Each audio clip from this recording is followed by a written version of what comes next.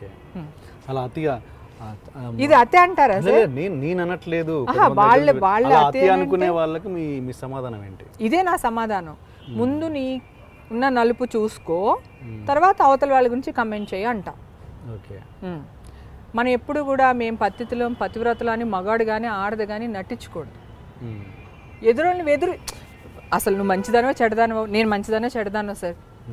నేనెవరిని సార్ మిమ్మల్ని కమెంట్ చేయడానికి? నేనెవరిని సార్ మీ వెనకాల మాట్లాడడానికి? నీకు దమ్ము ధైర్యం ఉందంటే ముందొచ్చి మాట్లాడు. వెనకాల ఎందుకు? ఈ రోజు వరకు ఒక క్యారెక్టర్ ఆర్టిస్ట్ మగాళ్ళ గురించి కానీ ఆడదాని గురించి కానీ నేను ఈ రోజు వరకు వెనకాల కమెంట్ చేయలేదు. నేను 4 కాంపౌండ్లో వెల్కమ్ సార్, హ్యాపీగా వెళ్తాను. నేను బాలయ్య బాబు గారితో మాట్లాడతాను, వెంకటేష్ బాబు గారితో మాట్లాడతాను, నాగార్జున గారితో మాట్లాడతాను, చిరంజీవి గారితో మాట్లాడతాను, ఎన్టీఆర్ గారితో మాట్లాడతాను, అందరితో మాట్లాడతాను. అందరూ నన్ను చాలా వెల్కమ్ చేస్తారు. నేనంటే ఇష్టం. ఇక్కడ విషయాలు అక్కడ విషయాలు అక్కడ మాట్లాడను, ఒకరిని కామెంట్ చేయను. మనం ఉన్నాం సార్, ఇంతసేపు మనం కూర్చున్నాం, నవ్వుకున్నాము, గ్యాప్లో బ్యాటిల్ మార్చే టైంలో జోకులు వేసుకుంటున్నాం, సరదాగా ఉన్నాం. ఎక్కడైనా ఏ అమ్మాయి గురించి మాట్లాడడం కానీ ఇంకొక ఆ క్యారెక్టర్ ఆర్టిస్ట్ని తిట్టడం కానీ చేశానా ఈ గ్యాప్లో? అవసరం లేదు సార్. ఎందుకు సార్? నాకు టాలెంట్ ఉంది, ఒకళ్ళని తిట్టి నేను పైకి రావక్కర్లా, ఒకళ్ళ గురించి బ్యాడ్గా మాట్లాడి పైకి రావక్కర్లా. అలా నువ్వు రావాలనుకునేటప్పుడు నీ పతనం అక్కడే స్టార్ట్ అవుతుంది. సో నేను ఇంతమందిని చూశాను అలా పతనం. నేను 89లో ఇండస్ట్రీకి వచ్చాను సార్. నాతో ఎంతమంది క్యారెక్టర్ ఆర్టిస్టులు, ఎంతమంది హీరోలు, ఎంతమంది హీరోయిన్లు ట్రావెల్ చేస్తుంటారు కదా? వాళ్ళందరూ ఏరి నేనే ఎందుకున్నాను? నాలో ఒక మంచో ఏదో లేకపోతే ఇన్ని రోజులు నన్ను ఎందుకు సార్ ఉంచుతారు ఇండస్ట్రీలో? ఓకే కదా? సో నేను ఒకళ్ళ గురించి, ఒక అమ్మాయి గురించి కానీ ఒక అబ్బాయి గురించి కామెంట్ చేయను సార్. అదేలే. ఇంకొకళ్ళు కామెంట్ చేస్తే బయట వాళ్ళని, నా ముందు ఎవరినైనా వేరే అమ్మాయిని కామెంట్ చేసినా ఊరుకోను, అలాగే నా గురించి వాళ్ళు కామెంట్ చేసినా ఊరుకోను. నేను అడిగేస్తాను. అడిగినప్పుడు వాళ్ళకి నొప్పి వస్తుంది అంతే. కానీ ఈ విషయంలో నేను చాలా ప్రౌడ్గా ఫీల్ అవుతున్నాను. అది ఓకే. నేను మాట్లాడుతుంటే గుర్తొచ్చింది, మీరు ఒక దగ్గర ఇక్కడ మోహన్ గాంధీ గారి సినిమా కంఫర్ట్ లేదని దాంట్లోంచి బయటకు వచ్చాను ప్రాజెక్ట్లోంచి అని చెప్పారు. కంఫర్ట్ అంటే? కంఫర్ట్ లేదని కాదు సార్. యాక్చువల్గా మోహన్ గాంధీ గారి సినిమా ఆడది అనే సినిమా చేస్తున్నాం సార్. నేను అప్పుడే ఫ్రెష్గా ఇండస్ట్రీకి వచ్చిన కొత్తలో 2-3 సినిమాల తర్వాత 4వ సినిమానే ఏదో బాగా యాక్ట్ చేస్తున్నాము. ఆయన మంచి అంటే ఉన్న 4 ఫ్రెండ్స్లో నాకు ఇంపార్టెన్స్ ఇచ్చారు. సాంగ్, డ్యాన్స్, అసలు మనకి డ్యాన్స్ కూడా రాదు, అప్పుడే వెళ్ళాం ఇండస్ట్రీకి. అయినా కూడా మేనేజ్ చేసి డ్యాన్స్లు అన్నీ చేసేస్తున్నాం. నవ్వుతేనేమో ఏ అమ్మాయి నవ్వుతున్నావేంటి, నవ్వుకు అంటే బాబాయ్ ఎందుకు వచ్చిన గొడవ అంటే అప్పుడు ఎంత భయం ఉంటుంది సార్. కెమెరా, డ్యాన్స్ రాదు, పాట పాడాలి రాదు మనకి, అయినా బాగా చేస్తున్నాను. సింగిల్ టేక్లు అన్నీ ఓకే అవుతున్నాయి. ఆ అమ్మాయితో పాటు నేను చేస్తున్నాను. కొన్ని టేకులు తింటున్నావు, యాక్టింగ్ రాలేదు, వెనకల నుంచి అంటే కూడా పర్వాలేదు. ఆడది అంటే రవలి ఎవరు? కాదు సార్, యమున గారు. యమున, ఓకే. ఆవిడ హీరోయిన్ దాంట్లో. సో చేస్తున్నాను అనమాట. అలా అన్నారు. సరే ఎందుకు వచ్చిన కూడా నేను సైలెంట్గా మాట్లాడకుండా ఉన్నాను. సాంగ్ జరుగుతుంది, చేస్తూ ఉన్నా. ఏంటి అలా ఏడు మొహం పెట్టుకున్నా, డబ్బులు ఇస్తాడులే ప్రొడ్యూసర్ అన్నారు. స్టార్ట్ అయిపోయింది సార్ నాకు. ఈ సినిమా ఎప్పుడు అయిపోద్దా అనుకున్నాను నేను.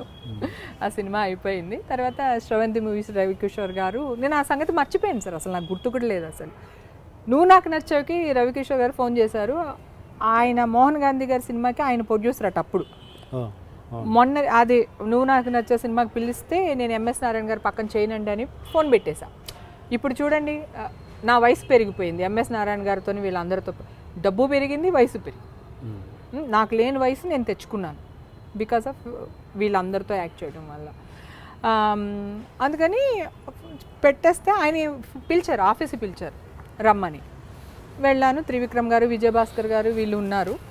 చెప్పారు, ఏంటమ్మాయి నీకు అంత పొగరేంటి నీకు, అప్పుడేమో మోహన్ గాంధీ గారి డైరెక్టరా చేయనని ఫోన్ పెట్టేసా. నాకు అసలు గుర్తు కూడా లేదు సార్. ఆయన అడిగారట, మోహన్ గాంధీ గారి సినిమా అమ్మాయి ఇట్లా క్యారెక్టర్ ఉంది చేయాలి అని అడిగితే మోహన్ గాంధీ గారి డైరెక్షన్లో నేను చేయనని చెప్పి పెట్టేశానంట. నాకు అసలు గుర్తు కూడా లేదు సార్. ఆయన ఆ సినిమాకి గుర్తు చేశారు. అంటే బికాస్ ఆయన ఏంటంటే నవ్వితే ఆడమంటున్నాడు, ఏడిస్తే నవ్వమంటున్నాడు, మనకి ఎందుకు వచ్చిన గొడవ అని, అంతే తప్ప నాకు వేరే కంప్లైంట్లు ఏం లేవు ఆయన మీద. ఓకే.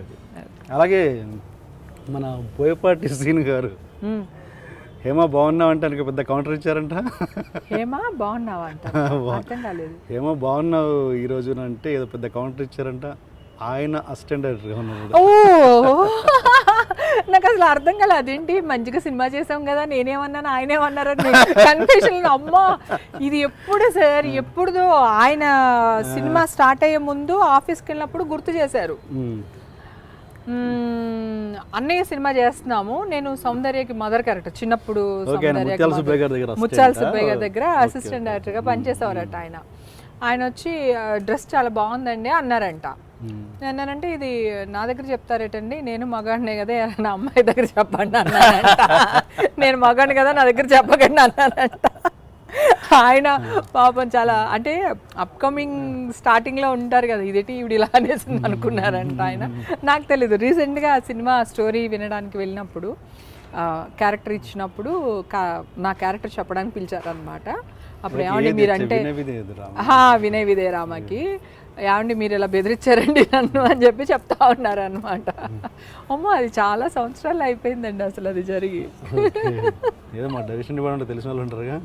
డెఫినెట్గా ఉంటారు, ఉండకుండా ఎందుకు ఉంటారు. సో అక్కడ వినోళ్ళు ఎవరు అని ఉంటారు. కానీ నేను కూడా షాక్, అవునా సార్ అన్నా.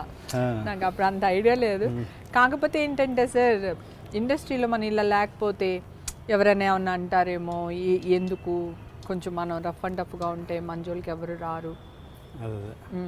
నేను తప్పు చేయను సార్, నా విషయంలో ఏమైనా తప్పు చేస్తే ఊరుకోను అంతే. అది కొంచెం అవతల వాళ్ళు జీర్ణించుకోలేకపోవచ్చు, అది నేనేం చేయలేను దానికి. అట్లా ఉన్నది ఉన్నట్టు మొహం మీద మాట్లాడేస్తాను. ఇలా ఇంత కెరీర్లో మీకు ఇలాంటి ప్రాబ్లమ్స్ ఏం రాలేదా? మీటూ లాంటి ప్రాబ్లమ్స్? నాతో మీరే అన్నారుగా హేమతో ఎందుకు నమస్కారం అని, ఇంకా ఇవి కూడా జరుగుతాయా కదా. అలాంటి ఏం లేవు కానీ సార్, లో ప్రొఫెసర్స్ అయితే వచ్చి ఉంటాయి కదా డెఫినెట్గా. ఇండస్ట్రీలో ఉన్నాం ఇన్ని సంవత్సరాలు, అట్లా ఏమైనా ఉన్నాయి తప్ప. నాకు మీటి గురించి అంటే కూడా నాకు ఒక విషయం, నేను మామూలుగా మా వాళ్ళతో రేపు పొద్దున ఇది విన్న తర్వాత నన్ను తిట్టవచ్చు, మా ఆడవాళ్ళు కూడా చెప్పలేం. కానీ ఎప్పుడు ఇండస్ట్రీ వచ్చి నువ్వు తప్పు చెయ్యి, నువ్వు ఇలా చెయ్యి అని ఇండస్ట్రీ అనలేదండి. నాకు నచ్చి నేను రాజుల నుంచి వచ్చాను ఇక్కడికి. వచ్చి నా ఆకలి బాధ, నెల వచ్చేసరికి రెంట్ కట్టుకోవాలి, నెల వచ్చేసరికి నేను తినాలి, మంచి కాస్ట్యూమ్ వేసుకోవాలి, ఒక కార్ కావాలి, ఒక సెల్ ఫోన్ కావాలి. నా లగ్జరీ కోసం నేను తప్పు చేసి, నా కోసం నేను ఏదో చేసుకున్నాను. అది తప్పని కూడా నేను అనట్లేదు. నా కోసం, నా కెరీర్ కోసం మనం ఏదో చేసేసుకుని ఇప్పుడు మీటు వాడు నన్ను గోకాడు, లేదంటే వీడు ఇలా అన్నాడు, వాడు అలా అన్నాడు అంటాం కూడా ఎంతవరకు, అది ఇండస్ట్రీ గురించి వచ్చేసి చెప్పడం అనేది కరెక్ట్ కాదనిపిస్తుంది. ఇప్పుడు నేను ఉన్నాను, నా దగ్గర మాట్లాడడానికే భయపడతారు. నేను యాక్టింగ్ బాగా చేస్తాను, నాకు సినిమాలు తప్ప నాకు వేరే ప్రపంచం తెలీదు, వేరే ఏం తెలియదు నాకు. సో మన టాలెంట్ ఉండి మన గోల్ ఉండాలి. నాకు అమ్మ సపోర్ట్ బాగా ఉండింది, మనం కొంచెం ఫ్యామిలీ కూడా బాగా సెటిల్ ఫ్యామిలీ కనుక నాకు అవసరాలు కూడా రాలేదు. కాకపోతే వచ్చే వాళ్ళు ఏంటంటే, ఇప్పుడు కూడా నా ఫ్రెండ్ కూతురు వాళ్ళు వచ్చారు. నేను వద్దని చెప్పాను ఆ అమ్మాయికి, ఎందుకమ్మా ఇండస్ట్రీకి వస్తావు, మళ్ళీ ఇలా జరిగింది అలా జరిగింది అంటారు, అది ఇది అని. సో ఇప్పుడు వాళ్ళకి కొంచెం రెంట్ కట్టుకోవడానికి ఇబ్బందిగా ఉంది, బట్టలు కొనుక్కోవడానికి ఇబ్బందిగా ఉంది, ఆల్బమ్ చేయించాలి, 50-60 వేలు కావాలి, లేవు. What next? చక్కగా చదువుకోవే, కావాలంటే చదువుకి నేను సాయం చేస్తాను, నేను డబ్బులు పంపిస్తాను నెల చదువుకోవడానికి అంటే డమ్మాలు డిమ్మిలు తీసుకుని నాకు చదవద్దని వచ్చేసారు ఇద్దరు ఇక్కడికి. ఇంకేం ఆ అమ్మాయికి ఏమో అవకాశాలు రావట్లేదు, నెల రెంట్లు కట్టాలి, వెళ్ళాలి, వాళ్ళు తిప్పులు పాపం వాళ్ళు పడుతున్నారు, ఇండస్ట్రీలో స్ట్రగుల్ పడుతున్నారు. సో అట్లీస్ట్ ఆడదాన్ని ఓ మేనేజరో, ఒక అసిస్టెంట్ డైరెక్టరో, పోనీ ఒక డైరెక్టరో, లేదా బయట సాఫ్ట్వేర్ ఇంజనీరో, లేదా ఇంకో పెద్ద బిజినెస్ మ్యాన్ ఎవరో ఒకళ్ళు ఆదరించి ఏదో ఒక అండర్స్టాండింగ్లో అట్లీస్ట్ డబ్బులు, తిండి ఏదన్నా చేస్తారు. మగాళ్ళు ఎంత కష్టపడుతున్నారు తెలుసా అండి ఇండస్ట్రీలో పాపం. వాళ్ళ గురించి ఎవరైనా ఆలోచిస్తున్నారా? ఆడవాళ్ళం కనుక మేము మాట్లాడేస్తున్నాం, పాపం వాళ్ళు బయటకు వచ్చి చెప్పుకోలేరు. అసలు మేల్ ప్రాస్టిట్యూషన్ ఏంటండి? అసలు ఎక్కడికి వెళ్తున్నాం మనం? అసలు పని లేదు, వచ్చేసాం ఇండస్ట్రీకి. వాళ్ళ కష్టం, ఆడపిల్లకైనా ఇంత ముద్ద దొరుకుతుంది కానీ మా ఇండస్ట్రీలో పాపం మగపిల్లలు ఎంత బాధపడతారో తెలుసండి. వాళ్ళకి ఇల్లులు ఇవ్వరు, ఇల్లులు ఇచ్చినా రెంట్లు కట్టలేరు. పోనీ ఏదైనా ఇప్పుడు ఆడపిల్లకు ఒక ఆప్షన్ అని ఉంది, వాళ్ళకి అది కూడా లేదు పాపం. వాళ్ళ పరిస్థితి ఏంటండి? ఎంతమంది అంటే మనకి తెలియదు, కానీ వాళ్ళు ఎంత సఫర్ అవుతారో. మంచినీళ్ళు తాగి 3 పూటలు 4 పూటలు, ఒక పూట భోజనం దొరికితే ఆ బ్రాబరాగా తిని మళ్ళీ 3 పూట్ల వస్తుండటం. అసలు మగ్గ ఆర్టిస్టులు అండి ఎంత కష్టపడుతున్నారో అసలు. అలాంటి వాళ్ళకి మీరు ఏమైనా సపోర్ట్ చేస్తుంటారా?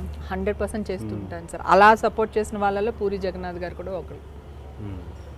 అప్పుడు స్టార్టింగ్లో కృష్ణుడు మన వాళ్ళు అంటే వాళ్ళు బాగా రాజులు, బాగా డబ్బున్న వాళ్ళే, కానీ ఇండస్ట్రీకి వస్తే పాపం జగనన్నతో ఉండేవాళ్ళు కదా, వాళ్ళతో పాటు అందరికీ తినిపించటాలు ఇవన్నీ అట్లా ఉండేది. కాకపోతే ఇప్పుడు ఏంటంటే గేటెడ్ కమ్యూనిటీలోకి వెళ్ళిపోయాం, ఎవరు డైరెక్ట్గా మన ఇంటికి రారు, అక్క ఓ పూట అన్నం పెట్టక్కని అడిగే ఇది ఉండదు. నేను చాలా మిస్ అవుతున్నాను వాళ్ళందరినీ నేను. కానీ నిజంగా మగాళ్ళకి ఎంత కష్టం తెలుసా అండి. ఆడపిల్లకి ఒక రూమ్ ఇస్తాడు, లేదంటే ఏదైనా ఇస్తారు. మగపిల్లలకి అది కూడా ఉండదు. సెట్లో గిట్లో డైలాగ్ వేషం ఇవ్వడమే ఎక్కువ వాళ్ళకి. అటు జూనియర్ ఆర్టిస్ట్లా బతకలేరు, ఇటు క్యారెక్టర్ ఆర్టిస్ట్ లాగా రాలేక, ఇంకొక ఛాన్స్ లేక వాళ్ళు పడే నరకం. ఆడపిల్లలు చాలా బెటర్ అండి నన్ను అడిగితే. నన్ను అమ్మ క్షమించండి, ఆడపిల్లలు తప్పుగా అనుకోవద్దు, చాలా నరకం అనిపిస్తున్నారు సార్ మగపిల్లలు. పాపం ఈ ఫైటర్స్ వెనుక నిల్చునే బ్యాచ్ ఇవన్నీ పాపం చాలా కష్టాలే, చాలా కష్టాలు సార్. ఇందిరానగర్, కృష్ణానగర్, గాయత్రి నగరు అక్కడ ఉండే కుర్రాళ్ళు పాపం చాలా ఇబ్బంది పడుతూ ఉంటారు. మనం చెప్పలేం, వర్ణాతీతం వాళ్ళ బాధలు. ఒకడు ఒక 10 రూపాయలు తెస్తే ఆ 10 రూపాయలు 10 మంది 10 టీలు తాగేసి, అంటే ఆకలి చంపుకోవడానికి. అట్లా ఆడవాళ్ళు చాలా బెటర్ సార్ ఇండస్ట్రీలో. నేను ఒకటేంటంటే, ఇండస్ట్రీ వచ్చారు మీ సెల్ ఫోన్ల కోసం. మేము 250 రూపాయలు ఇంట్లో ఉండేదాన్ని సార్. నేను అలా 1500 ఇంటికి వచ్చాను హైదరాబాద్ షిఫ్ట్ అయినప్పుడు. అలా పెరుక్కుంటూ ఇప్పుడు ఒక ఇల్లు కొనుక్కున్నా. నేనైతే 4 లక్షలు ఇల్లు కొనడానికి 1,00,000 రూపాయల లోన్కి చెప్పులు అరిగేటట్టు బ్యాంకులకు తిరిగా. ఎందుకంటే మాకు అప్పుడు ఐటీ లేదు. మేము సంపాదించే డబ్బులకి ఐటీ ఎక్కడ ఉంటుంది అప్పుడు. దానికి లోన్ 1,00,000 రూపాయల లోన్కి కింద మీద తిరిగి కొన్నాం. ఇప్పుడు మీరు ఇందాక అడిగారు హేమకి ఇన్ని ఆస్తులు ఎక్కడ వచ్చినాయంటే, బ్యాంకులో లోన్లు కూడా వచ్చినాయండి ఆస్తులతో పాటు. కోట్లు లోన్లు అవన్నీ కట్టాలి కదా, సో అవి కూడా వచ్చినాయి ఆస్తులతో పాటు. అట్లా అండి పాప. మనం మెయింటైన్ అవ్వడం కోసం మనం ఒక తప్పు చేసేసి ఇదిగో ఇండస్ట్రీకి వచ్చామో మేము ఇలా అయిపోయాము అనడం కూడా, బ్లేమ్ చేయడం కూడా కరెక్ట్ కాదు ఆడపిల్లలు కూడా. వాళ్ళనే ఆలోచించుకోమంటున్నాను నేను. నాకు ఆడపిల్ల అంటే చాలా ఇష్టం. నేను ప్రతి అమ్మాయికి సాయం చేస్తూ ఉంటాను, మంచి చెడు చెప్తూ ఉంటాను. కానీ అది ఇండస్ట్రీ మీద తోసేపోతుంది. ఇండస్ట్రీ నా ప్రాణం. నాకు 7th డిస్కంటిన్యూ చేసి ఇక్కడికి వస్తే నన్ను ఈ రేంజ్లో మీకు ఇంటర్వ్యూ తీసుకునే రేంజ్కి నన్ను ఇండస్ట్రీ ఎదిగేలాగా చేసింది. ఎంతమంది హీరోలు ఉంటారు. నాగార్జున గారు ఎప్పుడు అంటారు కదండి, 100 మంది ఉన్న యూనిట్లో ఒక ఆడపిల్ల ఉంటుంది, ఆడపిల్లను మనం చాలా జాగ్రత్తగా చూసుకోవాలంటూ ఉంటారు ఆయన. మరి మా దాంట్లో రేపులు ఎవరైనా చేశారండి? ఇండస్ట్రీలో కుర్రాళ్ళు కానీ, మా డైరెక్టర్లు కానీ, రైటర్లు కానీ ఎవరైనా రేపులు చేశారా? పిక్ పాకెటింగ్ చేశారా? దొంగతనాలు చేశారా? మాకు పెళ్లి చేసుకోవడానికి పిల్లనివ్వరు, ఉండటానికి ఇల్లు ఇవ్వరు.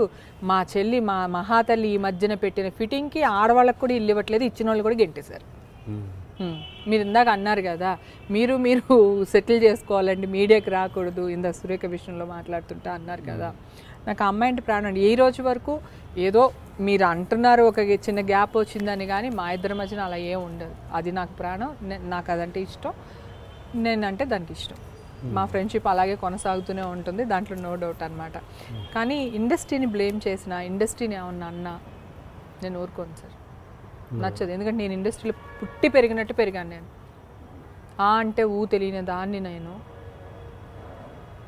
ఎట్లా అంటారు సార్? మీరు నేను కలిస్తేనే, అంటే 2 చేతులు కలిస్తేనే కప్పట్లు.